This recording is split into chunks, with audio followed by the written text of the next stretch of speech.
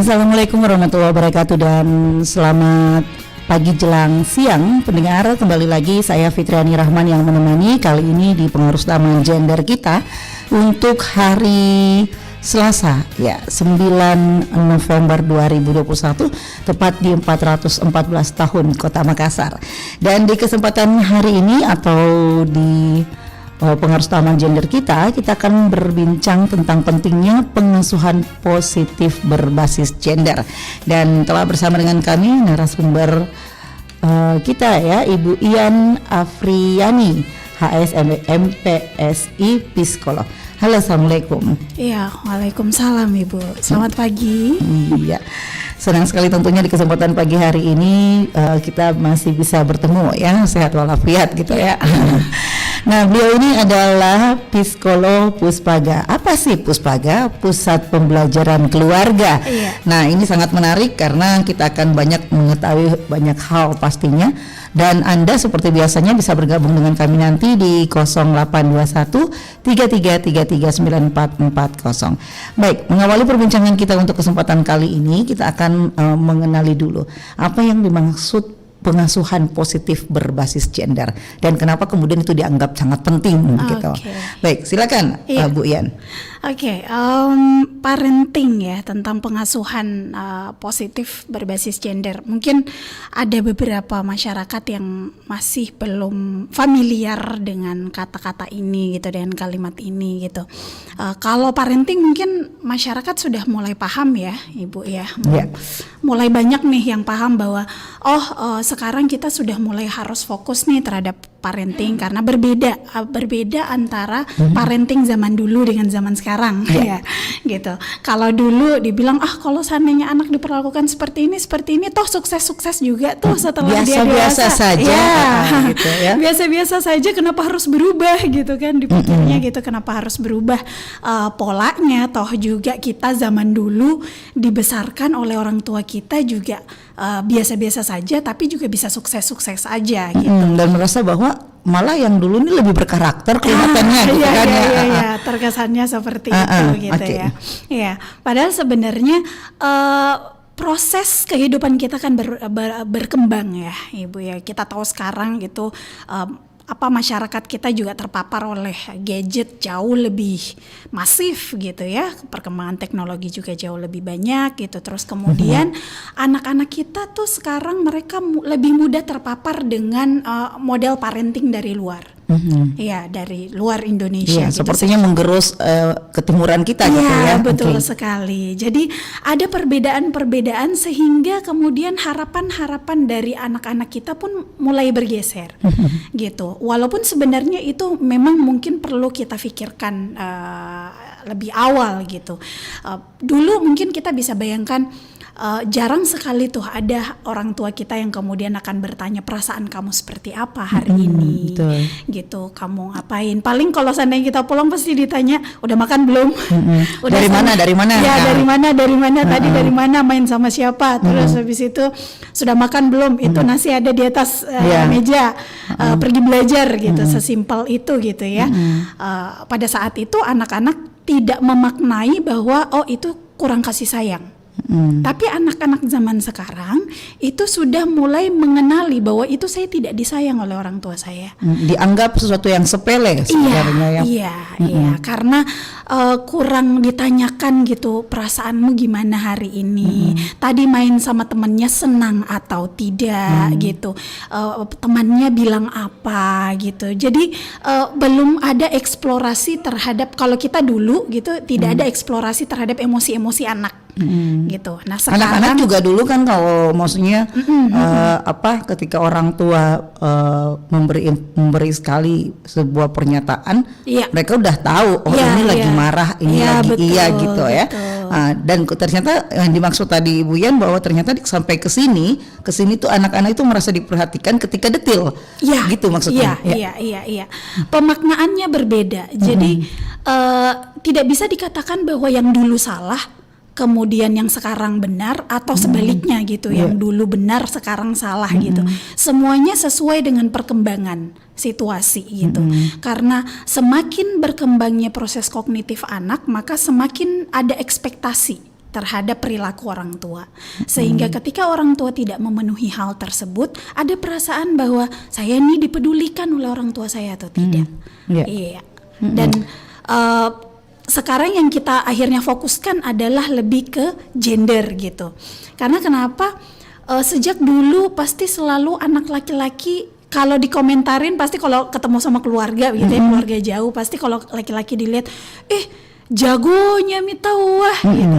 Pasti selalu kekuatannya, tampilan ininya gitu ya, performansinya. Lebih ke motorik ya. Iya. Tapi kalau perempuan, cantiknya. Apalagi bagusnya bajunya, bersihnya gitu dan lain sebagainya. Akhirnya stereotip seperti ini yang kemudian membuat kita menilai anak laki-laki dan anak perempuan itu sesuai dengan preferensi masing-masing gitu, tidak berdasarkan kemampuan mereka gitu. Anak-anak perempuan kadang tidak direcognize, tidak diakui bahwa ternyata dia dapat ranking dan dia juga jago di sekolah gitu. Selama dia cantik, selama dia sopan, selama dia tahu membawa dirinya, datang ke keluarga salim, apalagi nggak banyak, nggak cerewet, nggak lari-lari dan lain sebagainya, dianggap ini anak perempuan yang patut baik, jadi contoh gitu, ya baik. Cenderung gitu. ke attitude ya. Iya. Sedangkan kalau laki-laki tidak diminta, tidak ada permintaan untuk seperti itu.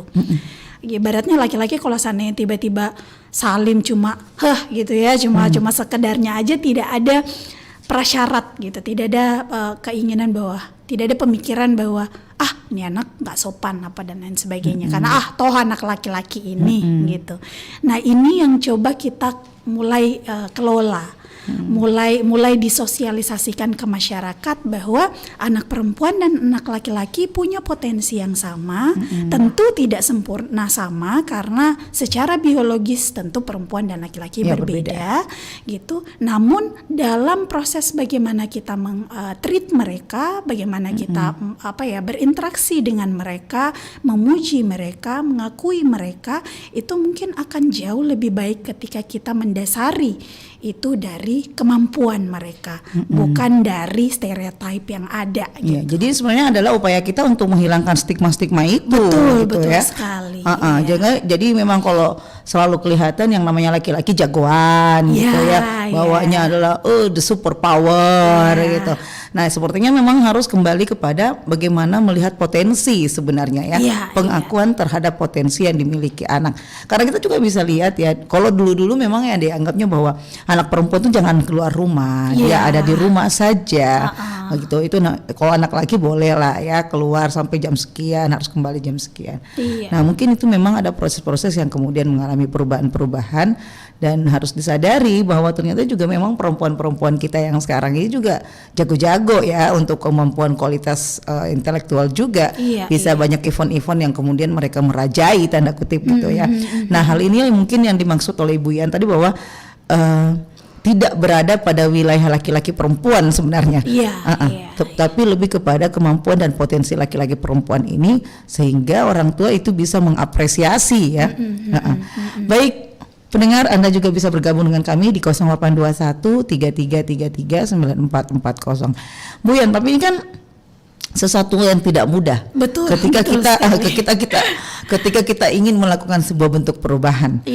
Prosesnya sama lah ya kejadiannya ketika sistem pendidikan masa lalu yang kemudian kita masih menjadi produk. Akhirnya kita ini kan produk masa lalu. Produk pendidikan masa lalu yang kemudian berada pada posisi harus mendidik dengan pola yang berbeda. Ini juga kan sulit karena kita akan pasti flashback ya, seperti yang Ibu Yan bilang tadi. Kemarin juga kita kalau dicubit nggak apa-apa, sekarang cubit lapor polisi. Gitu kan. Akhirnya ada rasa tidak nyaman juga gitu untuk orang tua. Sedikit-sedikit akhirnya anak menjadi kita bisa melihat seperti tadi ya, bahwa dulu kalau istilahnya bapak bolak mata, anak sudah tahu ini bapak marah gitu ya. Tapi kalau sekarang bolak mata, anak-anak langsung bilang, bapak kenapa? Gitu kan ya, seperti itu. Dan tadi juga Ibu Yan sudah bilang bahwa harus detil. Kalau yang dulu malah kalau kita detil, kita mikir nih orang tua cerewet sekali ya. Ya kan mikirnya begitu ya. Pemahamannya berbeda. Ya beda ya. Dulu kalau kita pulang sampai ditanya sampai seujung-ujungnya, kita ini kita kayak dari mana saja dia. Tapi sekarang malah terbalik ya Ibu Yani, mereka malah membutuhkan itu untuk lebih merasa bahwa saya dicari, saya ini sebenarnya dibutuhkan begitu ya. Nah, kira-kira untuk bisa merubah kondisi yang ada seperti ini tadi, seperti saya sampaikan bahwa ini tidak mudah. Iya, kira-kira apa trik yang bisa kita lakukan gitu Bu Yan, sebagai orang tua, dan juga tentunya bagaimana melakukan upaya mendidik anak sehingga anak ini bisa patuh lah gitu dengan orang tua. Tentu perubahan perilaku itu butuh waktu ya Ibu ya gitu. Kita nggak usah panjang-panjang berbicara tentang parenting deh. Sesimpel kalau kita lagi di jalan terus ada mobil yang kayaknya lambat sekali di depan, apa yang kepikiran? Perempuan pasti yang bawa ini. Itu stereotip ya. Setelah kita lambung, laki-laki main handphone. Betul sekali. Sama konsep. Sama stereotip naik motor ya. Ini emak-emak nih pasti nih yang kerjaannya weser kanan belok kiri.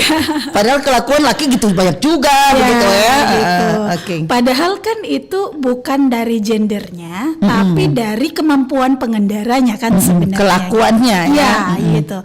Ini yang coba kita pelan-pelan ubah, tentu tidak akan mudah gitu, dan tentu butuh proses. Apalagi seperti yang Ibu tadi sampaikan, kita adalah produk-produk sebelumnya gitu ya. Produk masa lalu yang punya desain pendidikan berbeda. Betul. Yang perlu kita pahami adalah sebenarnya apa manfaatnya dari perubahan pola pengasuhan ini gitu. Mungkin kita pikir bahwa dulu kita baik-baik saja, tapi tidak bisa dipungkiri banyak anak-anak yang produk masa lalu ini gitu, itu kemudian mereka melakukan tindakan-tindakan yang negatif di masa lalunya gitu, entah menggunakan narkoba gitu, minum minuman terlarang gitu, dan berbagai macam aktivitas negatif lainnya gitu.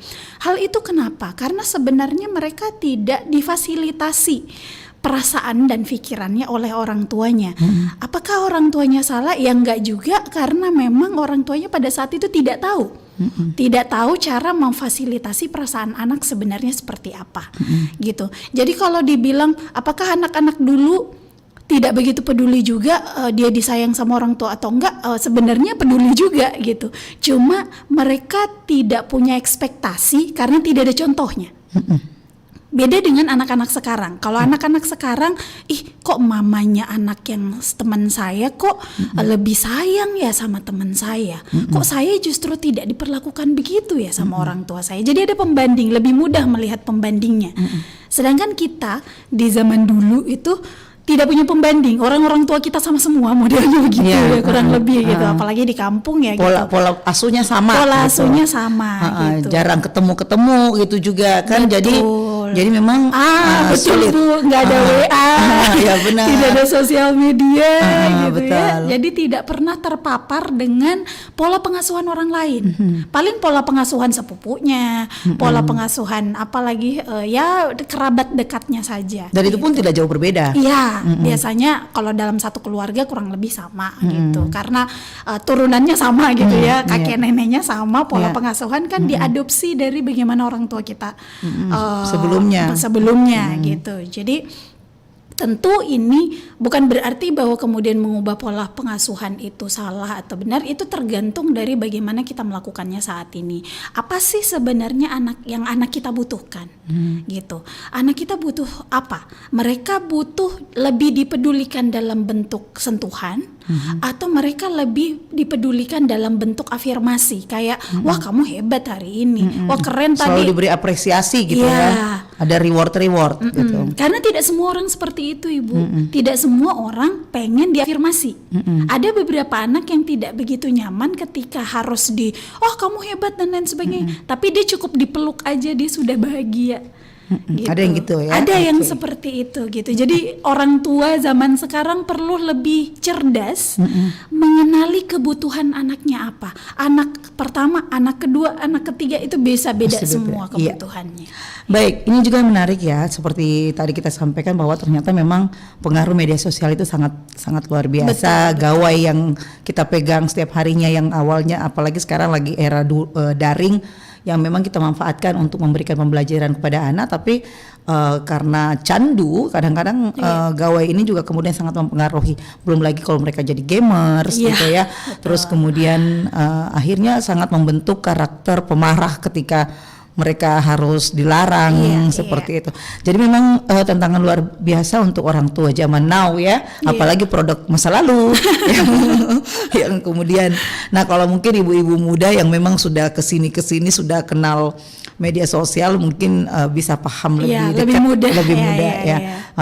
Baik. Sebentar kita akan lanjutkan perbincangan kita, sangat menarik tentunya kita berbincang tentang bagaimana pola asuh anak kita ini, tentunya dengan berharap pengasuhan positif ini bisa membangun karakter yang baik kepada anak-anak. Kalaupun ada yang sudah kebablasan, sudah terlanjur jauh dari pola asuh orang tua, mungkin harus difikirkan bagaimana mengembalikannya untuk selalu berada pada wilayah tetap pada lingkungan asuhan orang tua. Betul. Baik, jangan kemana-mana, tetap di PUG kita untuk siang hari ini.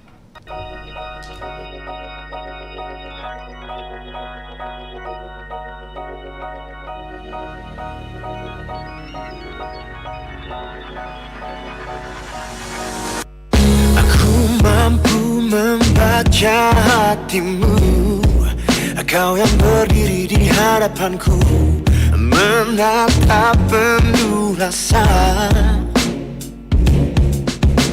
Ku biarkan kau buka hatiku, tak ku biarkan kau menyesali berada di duniaku.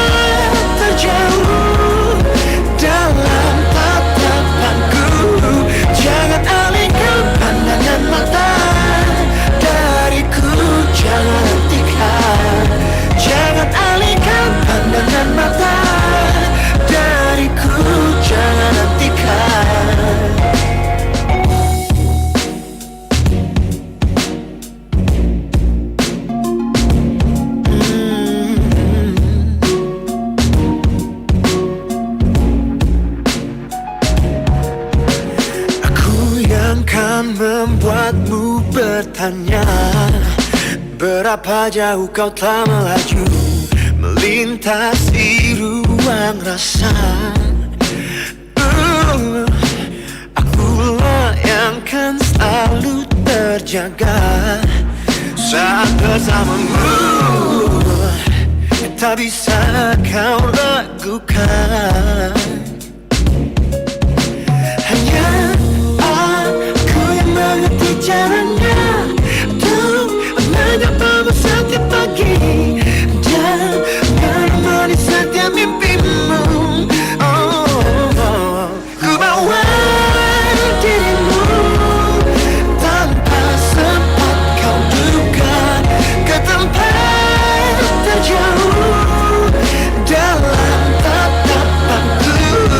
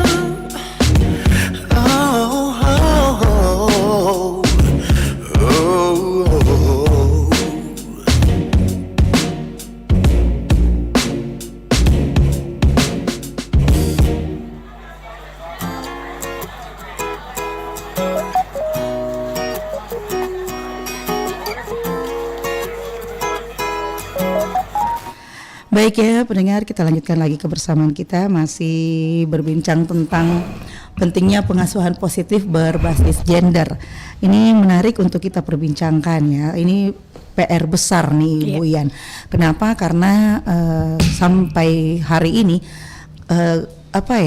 sepertinya orang tua itu lebih tenang ketika sudah menyerahkan gadget ke anak. Iya, betul. Jadi kalau ada kegiatan orang tua merasa tidak terganggu ketika nih kamu pakai gadget ini aja, tapi tanpa pengasuhan pendampingan kita tidak tahu bahwa ternyata anak-anak kita ini sudah merambah dunia luar yang sebenarnya lebih berbahaya ya dibanding apa yang kita lihat dengan nyata di depan mata. Betul. Yang paling parah lagi nih Bu Yan, kadang-kadang ada case yang terjadi bahwa anak ini pendiam, baik di rumah, santun kepada orang tua. Ternyata ketika keluar rumah dia seperti masuk dunia yang berbeda, kemudian menjadi jalang misalnya, menjadi anak yang tidak seperti ada di rumah. Jadi ketika misalnya orang luar datang bawa berita ke orang tua tidak percaya, itu bukan anak saya, bukan anak saya. Iya benar. Nah, kira-kira bagaimana lagi yang harus dilakukan orang tua untuk bisa memahami bahwa mengenali karakter anak ini sangat penting. Jangan kemudian melihat hanya secara fisik kondisi yang terjadi pada anak. Gimana nih? Iya, soal tadi yang pertama mungkin yang soal gadget tadi ya Ibu ya. Kadang kita lupa bahwa tugas kita sebagai orang tua itu sebenarnya tidak mudah gitu ya. Kita selalu merasa bahwa ya sudah kalau seandainya dikasih gadget ke anak maka tugas kita menjadi lebih ringan gitu. Padahal kita lupa bahwa justru tanggung jawab utama kita justru adalah mendampingi anak. Ya seperti yang dibilang anak itu adalah titipan dari Tuhan gitu ya kepada kita, sehingga namanya titipan berarti harus kita jaga sama seperti kita menjaga pekerjaan kita, menjaga harta kita dan lain sebagainya gitu. Jadi memang harus lebih peduli. Sayangnya memang akhirnya karena kita punya banyak sekali kesibukan dan lain sebagainya membuat kita jadi mengabaikan fungsi dan tanggung jawab utama kita gitu. Apa tanggung jawab utama kita? Mendampingi anak, bermain dengan dia gitu. Kalau ditanya, aduh saya capek sekali, wajar gitu. Apalagi kalau kita yang bekerja ya, perempuan yang bekerja begitu. Orang tua wajar capek, tapi kelelahan itu tidak bisa menjadi alasan utama kita melalaikan tanggung jawab kita gitu. Anak-anak kan tidak kecil terus ya Ibu ya. Akan ada masanya nanti kita merindukan masa-masa bisa mendampingi mereka. Kita kehilangan momen nanti ya. Betul sekali, kehilangan momen. Di dalam psikologi itu ada periode yang kami sebut itu sebagai golden age gitu, usia 0 sampai 5 tahun.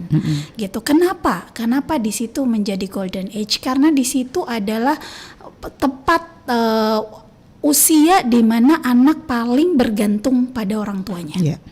Di atas itu dia sudah mulai cari temannya, teman sebayanya, dan di situ kadang kemudian kita sudah merasa kehilangan gitu. Kok anak saya nggak pernah ke saya lagi gitu, dia maunya main sama temannya terus dan lain sebagainya gitu. Ya kita melewatkan 0 sampai 5 tahun tadi, padahal di situ adalah basic utama sebenarnya, termasuk juga dengan mengajarkan mereka gender tersebut gitu. Di situ adalah utama mereka mengenali bahwa perempuan laki-laki seperti ini, saya perempuan tapi saya juga bisa seperti itu, saya juga bisa melakukan hal-hal yang dilakukan oleh laki-laki. Begitupun laki-laki tidak harus bahwa kamu anak laki-laki nggak boleh nangis gitu. Padahal ya sama-sama manusia ya Bu ya gitu, punya hati, punya rasa gitu, pengen sedih juga gitu, walaupun tentu tangisan perempuan dengan tangisan laki-laki pasti berbeda gitu. Tapi ini sebenarnya adalah masa yang paling tepat di mana orang tua mulai memupuk hal tersebut, dan tentu interaksi positif itu paling penting untuk dilakukan bersama dengan anak terutama di usia 0 sampai 5 tadi itu gitu. Ya, jadi tumbuh kembang anak sebenarnya juga memang dipengaruhi pada lingkungan ya. Betul jadi yang paling utama adalah lingkungan keluarga. Nah, kalau saya sebenarnya saya mencontoh gitu Iya, ya. iya. Ada hal yang memang saya coba bangun dari kecil. Iya. Bahwa apapun yang dia lakukan harus bercerita ke mama. Iya, iya. Itu yang saya lakukan sampai hari ini. Iya, baik. Jadi dari kecil itu apapun yang dia lakukan dia harus bercerita. Dia lagi sedih, dia lagi ngomel ke teman, dia lagi nggak suka ke bapaknya atau Iya. dia lagi nggak suka ke mamanya sekali. Keren, Ibu. Iya, itu dia harus cerita. Iya. Nah, cuma memang jadi kewalahan juga saya ya, karena Resikonya kadang-kadang begitu memang. karena meski sudah mau tidur, Iya. dia kadang masih bercerita Iya, gitu. betul. Padahal kita ini udah lelah. Jadi kadang-kadang saya bilang kayaknya memang dunia ini udah balik ya. Biasanya ibu harusnya mendongengkan anak supaya tidur. Kadang-kadang jadinya anak masih ngomel, masih ngomong. Kita yang terlelap gitu. Iya. Seperti itu. Dan memang itu yang terjadi kalau dengan anak saya seperti itu, Bu Yan. Jadi Keren itu, Bu, keren. Iya, jadi sampai hari ini apapun yang meski dia tidak dengan saya, dia lagi ke sekolah, terus kemudian dia lagi dengan neneknya, dengan tantenya misalnya, ketika ketemu dia pasti akan bilang, "Mak, ada yang saya mau bilang tapi Mama jangan marah." Dia selalu bilang begitu. Jadi saya bilang, "Enggak, kalau memang tidak bermasalah, Mama enggak marah." Oke. Ini Mak, tadi waktu tasnya saya buka, resletingnya tercabut, iya, tercabut. gitu. Ini Mak, ya udah enggak apa-apa. Ya, saya bisa bilang, ini Papa memang sudah waktunya, mungkin mau diganti. Akhirnya dia senang, dia cerita lagi yang lain karena kita enggak menyambutnya dengan kemarahan. Betul, gitu ya. betul. Nah, ini baru pola pengasuhan positif, Ibu. Dan itu memang yang saya lakukan dari kecil. Iya. Mungkin karena dia only one ya, Iya. Only one dan perempuan gitu.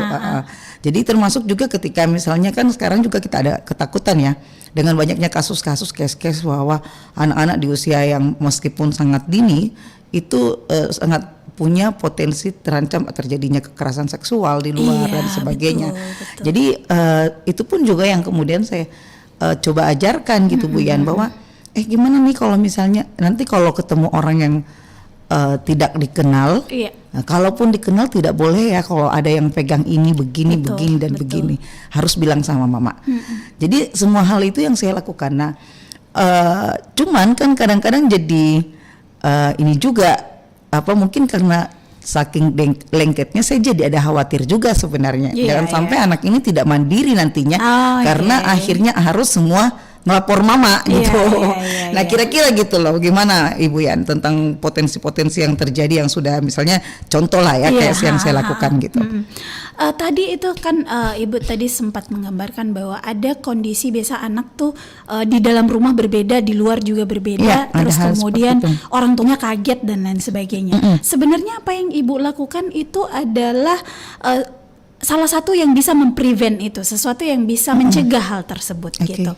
Karena kan gini, anak-anak itu biasanya kenapa mereka berbeda di rumah dengan mereka berbeda di luar gitu, karena penerimaannya berbeda.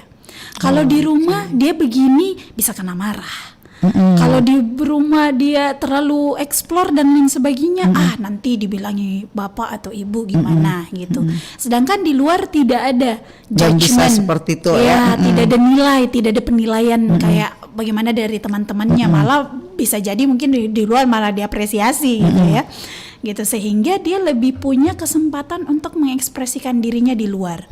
Nah, berbeda dengan yang ibu lakukan kepada anak ibu, itu ibu sudah melatih dia untuk juga ekspresi di dalam rumah.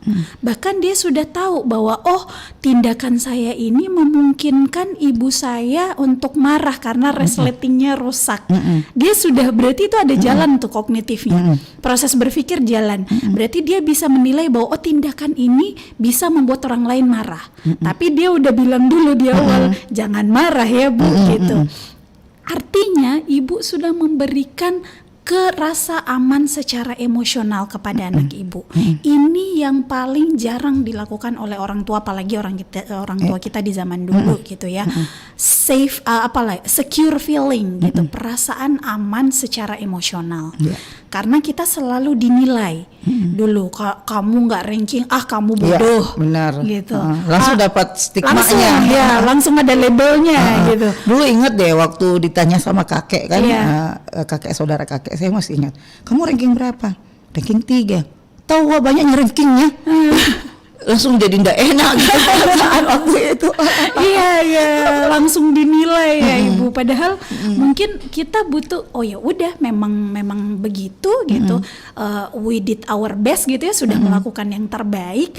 Namun ternyata orang di sekitar kita tuh menilai kita secara negatif sehingga nggak usahlah saya menunjukkan diri saya kalau di rumah toh juga saya dinilai ini. Makanya tadi luar biasa Ibu sudah melatih anak Ibu pelan-pelan untuk lebih terbuka sehingga betul tadi ketika ada hal-hal di luar yang menyimpang gitu ya seperti kayak kekerasan seksual macam-macam sekarang ini, Ibu sebenarnya sudah menyiapkan anak Ibu kalau hanya untuk resleting rusak aja berani dia ngomong gitu, apalagi untuk hal yang lebih besar dari itu gitu. Mungkin paling seperti yang tadi Ibu sampaikan bahwa kadang juga kita capek gitu sebagai orang tua ya. Itu resiko dan itu sangat manusiawi sebenarnya dan sangat oke sebenarnya, tidak masalah untuk Ibu menyampaikan, aduh Mama capek deh hari ini. Kalau dengar ceritanya apalagi siapa misalnya panggilannya gitu, besok pagi boleh ndak gitu. Jadi kita sebagai orang tua juga mengakui bahwa kita manusia biasa gitu. Kita tidak harus perfect terus di depan anak bahwa harus matanya membelalak terus gitu demi anak ini, saya demi anak gitu. Anak-anak pun perlu kita ajar untuk berempati terhadap perasaan orang tuanya. Jadi kalau orang tua capek, oh ya tadi nak mama itu habis dari sini. Jadi ini kakinya mama capek sekali dan ini mata sudah berat, mengantuk. Nggak apa-apa, jadi kalau besok baru cerita. Jadi anak belajar membangun empati. Oh ya, ibu saya memang lagi capek. Saya cerita besok aja deh. Gitu. Jadi kita latih anak kita juga untuk mungkin empati. itu ya sampai dia juga termasuk anak yang care ya. Karena dikit pokoknya kalau saya lagi flu saja dia dengar, mama tidur mie cepat. Tidur dia selimutin. Oh, so sweet. Iya. Jadi makanya saya bilang ini the only one, tetapi saya berharap dia golden ya, golden kids gitu. Nah, yang paling penting lagi karena dia kan memang anak yang jarang saya suruh keluar rumah gitu ya. Karena kekhawatiran berlebihan sebagai orang tua gitu ya gitu. Jadi pernah saya ajak ngobrol, anak saya namanya Zahra gitu ya. Zahra, enggak apa-apa, mama minta maaf karena mama larang Zahra keluar rumah. Saya pernah bilang begitu. Zahra marah sama mama. Zahra bilang enggak Jima, enggak apa-apa. Enggak apa-apa. Tapi boleh main dalam rumah. Ya itu kan berarti harus ada alternatif kan ya. Betul. Dan Anda harus menerima resiko rumah itu berantakan. Ya itu resikonya. Dan itu. Jadi memang ya saya harusnya tidak punya pilihan lain kan daripada dia di luar rumah. Jadi saya bilang boleh. Kalau ada temannya boleh temannya yang ke rumah, Sarah tidak boleh keluar. Jadi akhirnya dia lebih banyak main di rumah. Jadi saya dulu punya kekhawatiran juga sebenarnya, jadi jangan sampai anak saya jadi penyendiri gitu karena kelakuan saya gitu. Meskipun ternyata alhamdulillah kesini enggak juga, ternyata dia lebih senang ketemu orang, malah lebih cepat akrab, punya teman banyak gitu, tidak berlebihan. Tapi kan namanya kekhawatiran ya. Tapi semoga ini ada pola yang benar gitu ya untuk bisa mendidik dia lebih bagus lagi gitu. Jadi itu sebenarnya. Nah ini yang kemudian sehubungan dengan tema kita hari ini, bagaimana kemudian mengarahkan anak-anak ini untuk bisa lebih care dan peduli gitu. Karena dia juga punya misalnya kayak sepupuan gitu ya. Dia beda lagi karakternya, laki-laki tapi bawaannya lari ke sana, sering mukul orang. Ini baru umurnya 4 tahun loh ini. Saya kadang-kadang akhirnya jadi lebih temperamen menghadapi ponakan satu ini gitu. Karena itu saya pikir nih anak, setiap tetangga pasti ada laporan, ini memukul lagi, ini memukul, padahal baru umur 4 tahun. Nah ini nih mungkin yang ini juga bingung juga kita mendidik anak seperti ini gitu. Kira-kira gimana tuh Bu Yan? Tadi bahwa apakah melarang anak keluar atau dan lain sebagainya itu ya, orang tua pasti punya pertimbangan atas apapun yang mereka pilih, gitu. Tidak ada yang bisa memutuskan yang mana yang baik dan benar, karena yang tahu betul kondisi lingkungan, misalnya di tempat tinggal dan lain sebagainya, tentu adalah orang tua tersebut, gitu. Jadi ketika ibu merasa bahwa akan jauh lebih baik anak berada di rumah gitu, berarti mungkin menurut ibu pada saat itu itulah yang terbaik buat anak gitu. Nah, yang kerennya adalah ibu tidak lupa terhadap kebutuhan anak untuk tetap melakukan eksplorasi, tetap melakukan interaksi sosial dengan teman-temannya, sehingga supaya win-win solution, tidak keluar anak teman-temannya yang diajak datang gitu. Dan itu menurut saya bagus gitu, karena pilihan ibu itu tidak lantas mengenyampingkan atau mengabaikan kebutuhan pertumbuhan anak dan perkembangan anak. Anak tetap distimulasi, tapi di safe place gitu ya, di tempat yang aman menurut ibu, yaitu di dalam rumah gitu. Apakah dia akan mandiri dan seterusnya ke depannya? Seperti pertanyaan ibu tadi, apakah terlalu bergantung dengan ibu? Ketika ini tergantung bagaimana orang tua mengajak mereka untuk mengambil keputusan, gitu. Jadi kalau seandainya main-main di situ, bagaimana ya? Kita ajak anak kita untuk mengambil resiko-resiko gitu, memilih saya mau begini, saya mau begitu, saya mau main ini, saya mau main itu sebenarnya sudah tahap awal untuk mengajarkan mereka lebih mandiri, karena mereka sudah sejak dini belajar mengambil keputusan, bukan terus-menerus ibunya yang harus mengambil keputusan gitu. Anaknya tinggal ikut gitu ya. Pokoknya menurut ibu ini yang baik, kamu sini aja ya gitu. Nah, kalau ibu tadi kan ibu menjelaskan betul alasannya apa, kenapa ibu larang dia keluar, dan ibu pun minta persetujuan juga. Kalau marah ndak Zahra kalau seandainya ibu larang keluar gitu. Jadi ibu tetap menghargai dia punya opini sendiri gitu. Nah, berkaitan tadi yang sepupunya yang cenderung lebih agresif gitu ya. Nah, anak-anak itu mereka kan secara kognitif mereka belum berkembang semaksimal orang dewasa. Yang mereka tahu adalah cara saya mengekspresikan emosi saya adalah seperti itu. Makanya biasanya ada anak yang sebenarnya dia ngantuk tapi akhirnya rewel.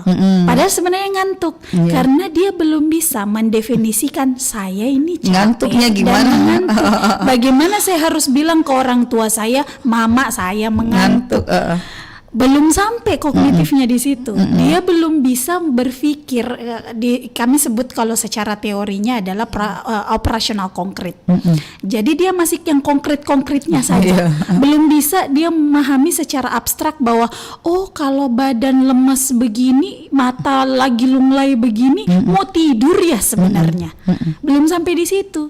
Jadi bisa jadi sepupu ini itu dia tidak tahu bagaimana caranya mengekspresikan emosinya dan keinginannya. Akhirnya bawaannya sudah pukul aja lah, gitu. Ya sudah tendang anak lain saja lah dan sebagainya. Bisa jadi padahal dalam hatinya sebenarnya saya mau main sama kamu. Cuma saya tidak tahu ini bagaimana caranya ngajak. Karena mungkin tidak pernah dilatih untuk menyampaikan keinginan dan menyampaikan emosinya. Berarti memang kembali kepada pola seorang tua. Betul. Jarang sekali orang tua mungkin orang tua masih suka lupa untuk mengajarkan anak itu yang namanya marah, itu yang namanya sedih, mengenalkan emosi gitu ya. Itu yang namanya bahagia, ini kecewa loh, ini takut loh. Atau mungkin juga karena masih sering muncul stigma, itu kan anak-anak biasa, itu anak-anak begitu. Seperti itu. Nah, akhirnya menjadi pembiaran dan akhirnya anak sampai dewasa tidak diberikan kesempatan untuk mengeksplor dirinya, mengeksplor emosinya, mengeksplor pikirannya. Makanya saya sering tuh biasa ketemu sama klien yang usianya mungkin sudah 20-an, 30-an gitu. Tapi perilakunya masih seperti anak belasan tahun gitu. Kehilangan momen ya. Ya, betul sekali Bu. Oke, sebentar kita lanjutkan lagi. Menarik sekali tentunya perbincangan kita ya. Kita dengarkan satu persembahan dulu dari Calvin Jeremy, Tak Berdua.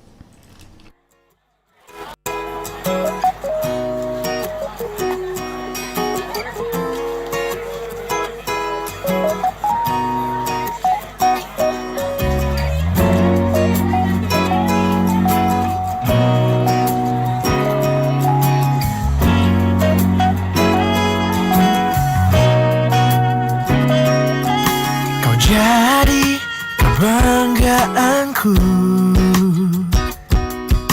namamu menjadi bagian hidupku, hingga angin membawa kita terpisah, hingga kini kenyataan menyadarkan kita berbeda, langkah kita tak lagi sama. Namun jangan pernah kau menyerah, percayalah. Ku bahagia kini, meski tak lagi kamu di sini. Dan janganlah pernah kau menyerah, percayalah. Kau hebat meski kita tak berdua.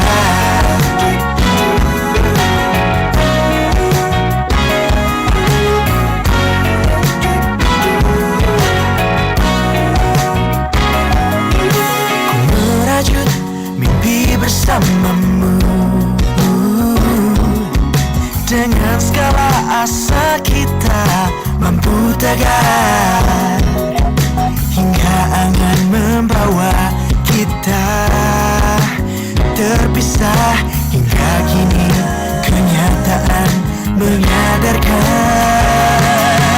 kita berbeda, langkah kita tak lagi sama. Namun jangan pernah kau menyerah, percayalah. Ku bahagia kini, meski tak lagi kamu di sini. Dan janganlah pernah kau menyerah, percayalah. Kau hebat meski kita tak berdua.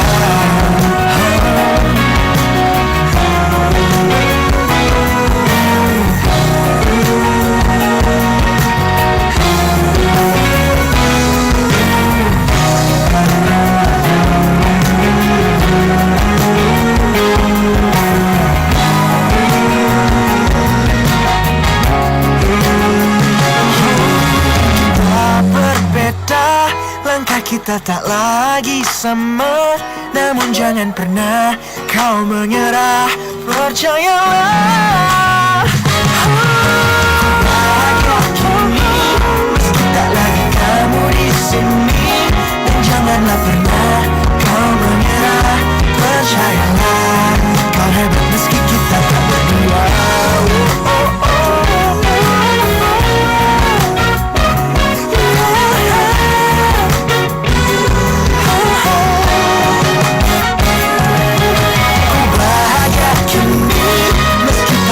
Kamu di sini, dan janganlah pernah kau menyerah, percayalah. Dan janganlah pernah kau menyerah, percayalah. Kau hebat meski kita tak berdua.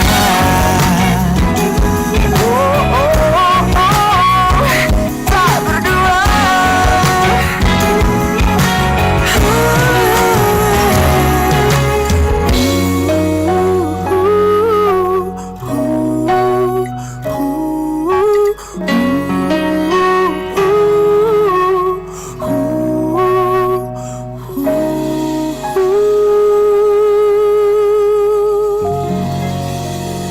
Calvin Jeremy, Tak Berdua.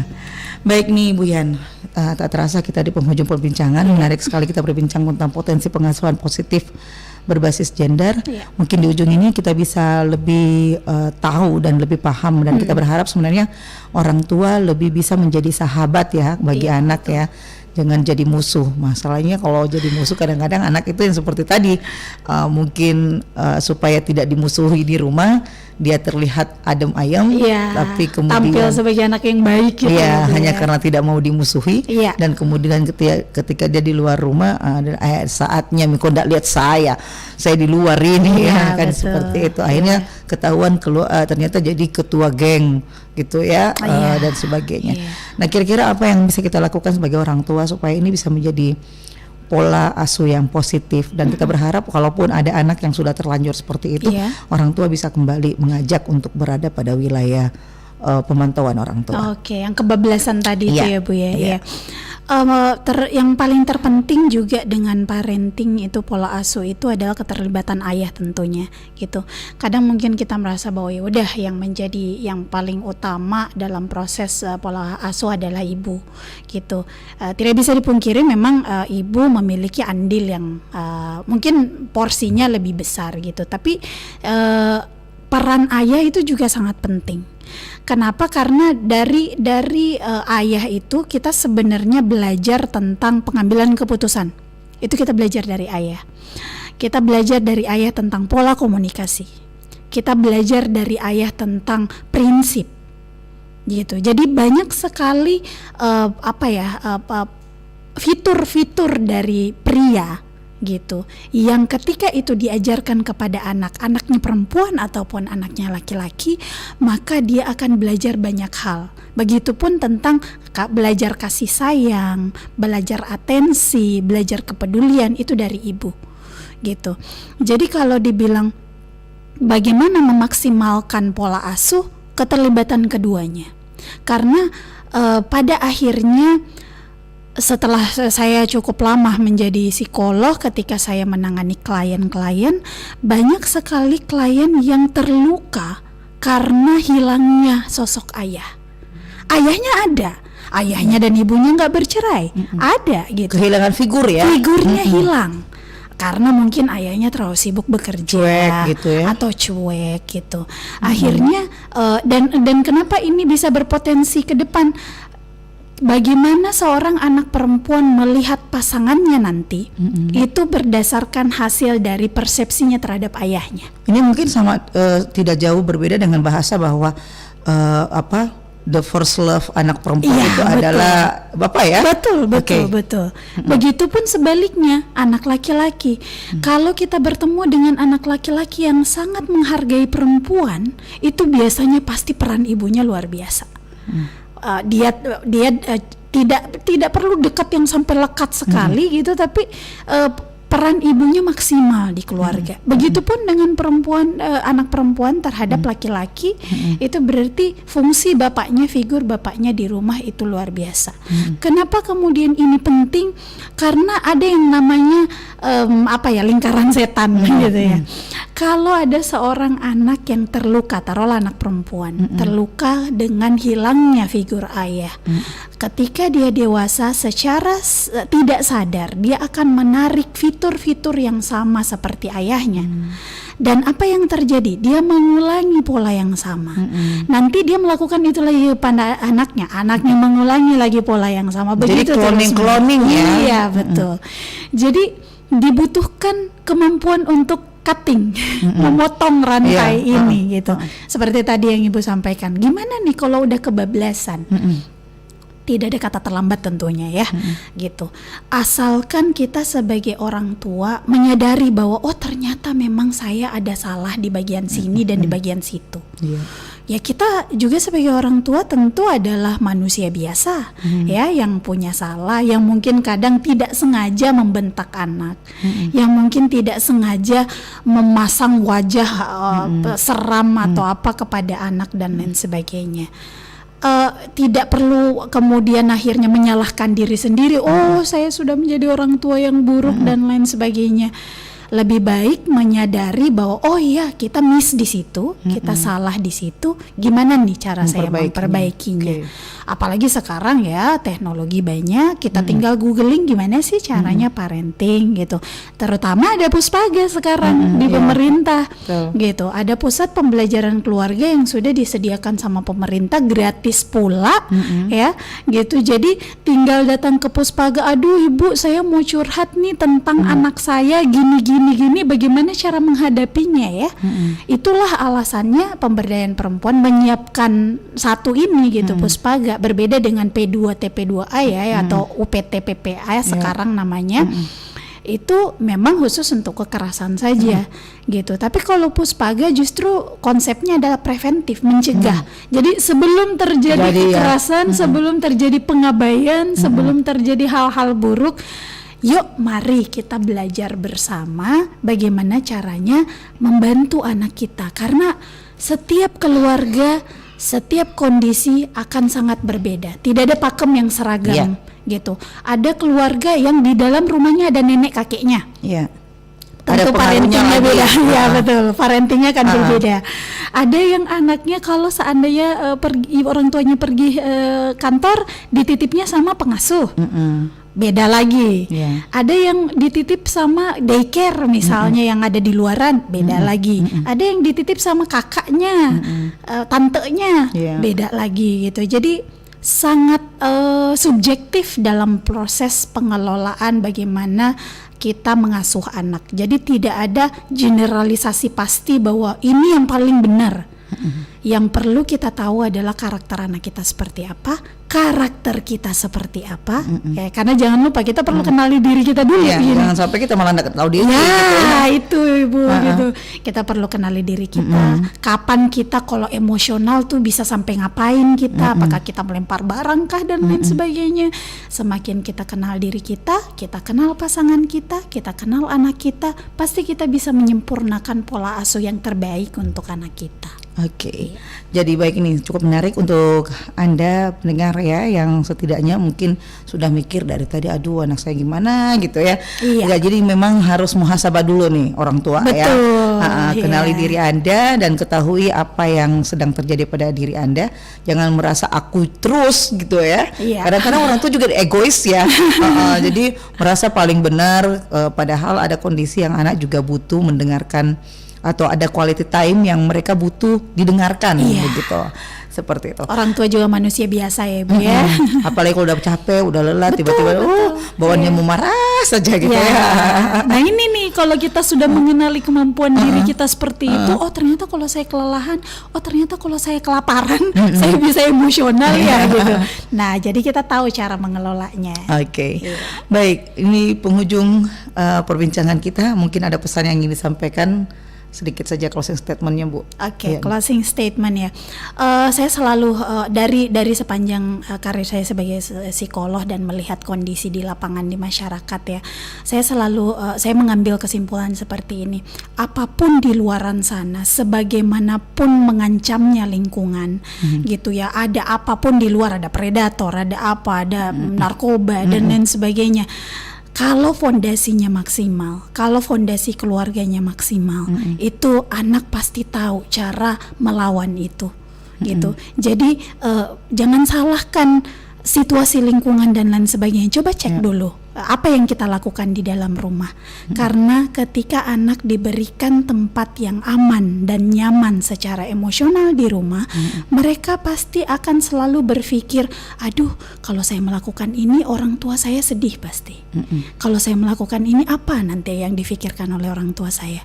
Jadi ketika anak punya kelekatan emosi yang baik dan dibangun attachment ya, kelekatan yang baik dengan orang tua di rumah, apapun rintangan di luaran sana, saya yakin anak-anak kita pasti mampu menghadapi itu. Nah kalau kita mau ke Puspaga, kita kemana ini? Nanti bisa dikontak. Ada sekarang Puspaga sudah punya Instagram, jadi bisa dicek langsung @puspaga_sulsel. Di situ ada nomor kontaknya. Siapapun Bapak Ibu yang pengen ingin curhat, gitu sharing, ya, ingin sharing, pengen aduh bagaimana ya cara saya berinteraksi dengan anak saya, atau mungkin bagaimana ya saya dengan pasangan saya, gitu. Itu semuanya, atau mungkin bagaimana saya dengan mertua saya. Gitu. Ini paling sering kedengaran nih. Silakan langsung kontak nomor kontak yang ada di Instagram tersebut. Nanti akan dijadwalkan dan akan bertemu saya langsung. Jadi @puspaga_sulsel. Baik. Dia langsung ke IG-nya ya. Baik, terima kasih banyak Ibu Yan tentunya atas waktunya. Luar biasa kebersamaan ini.